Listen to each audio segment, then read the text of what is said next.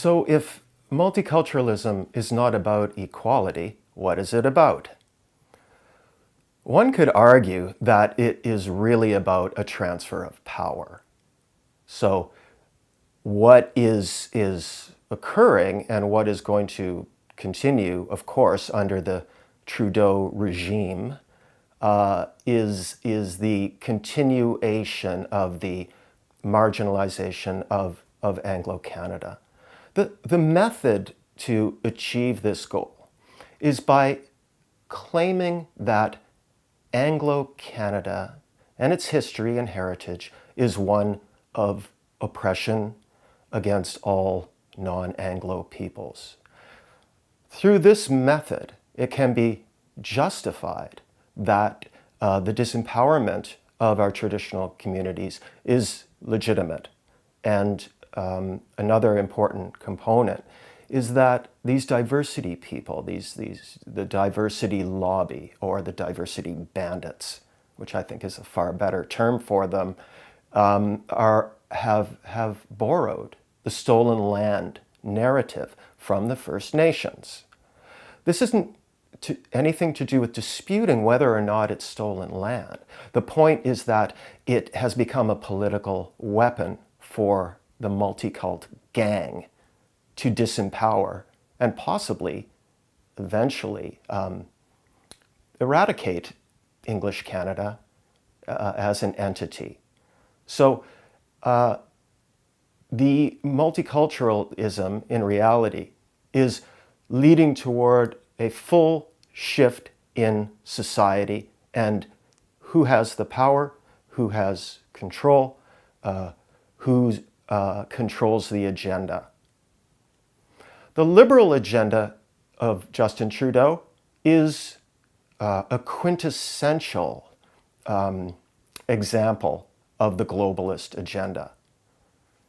Attack the host community, empower and consolidate various ethnic groups together, and the thread being the racist history of Canada and all the nasty things we've done, such as letting in millions of third world immigrants to come into our countries and enjoy the freedoms that were established by way of European law and governance.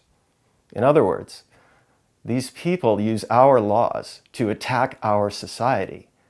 After all, in countries like China and Pakistan and Iran, they don't have such laws. They don't have these free speech laws, right? Their governance is not rooted in British governance or European governance in general, but I think the British is the most relevant.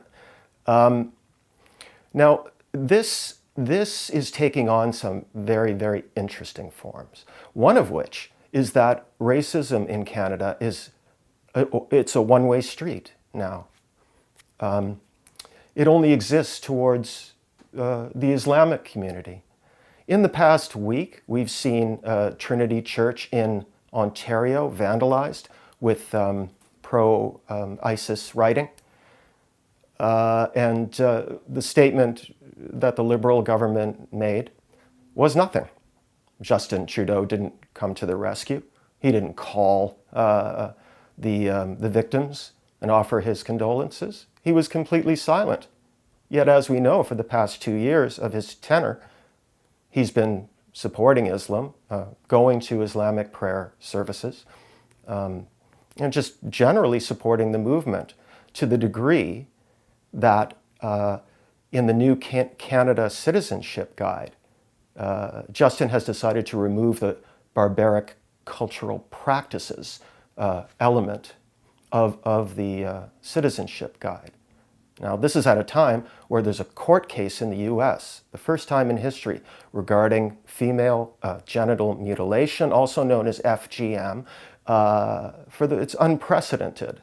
For the first time, these doctors, I believe, are going to be charged for this. And this promises to be a important case, precedent setting. And meanwhile, in Canada, Justin removes the cultural barbaric practices, which means FGM, from the Citizenship Guide. And even more extreme is the fact that his Minister of Safety of Women, Maria Monsef, has not issued a single word about FGM practices in Canada. And it was just confirmed this week that minimum of two cases of FGM have occurred upon Canadian soil. Now, this person is the Minister of Safety of Women. Is she protecting these young girls? Because this thing is performed on adolescents, young girls. It's painful, and it basically impedes their sexual desire, for life. Maria Monsef is not doing her job. Why? Because of political correctness. Pierre Trudeau is not doing his job because of political correctness. His job is to, or let's say, in fact, it could be considered the number one priority of a prime minister is to protect the security and safety of Canadian citizens. Does sending out a tweet encouraging illegal migrants to cross our borders by the thousands, does that correlate with a dedication toward the safety and security of Canadian citizens? No, it doesn't.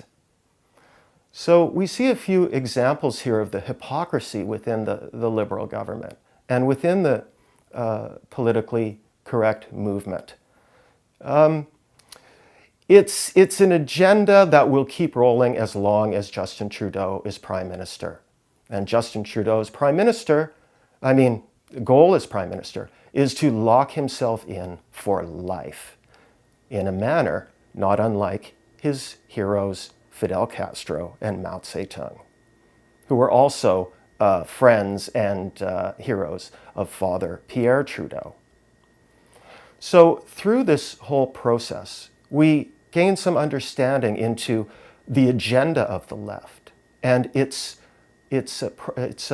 drive to shut our movement down, to label us all as malevolent racists, and destroy social conservatism or true conservatism within Canada in a bid to have a lock on our nation for as long as they can. Justin is a young person. He can go on. There's no limit to the number of terms, as we know, that a prime minister can be in office, as opposed to the United States, which has a limit of 2 terms. So here we see that Justin is walking us down the path toward the erosion of democracy in Canada, the rise of socialism, the rise of charter-breaching Islamic law. This is not about the average person on the street or that a Muslim Canadian is by default a bad person. It's about government policy and where they are taking us. Justin Trudeau has hijacked our nation. He's taking away our freedoms.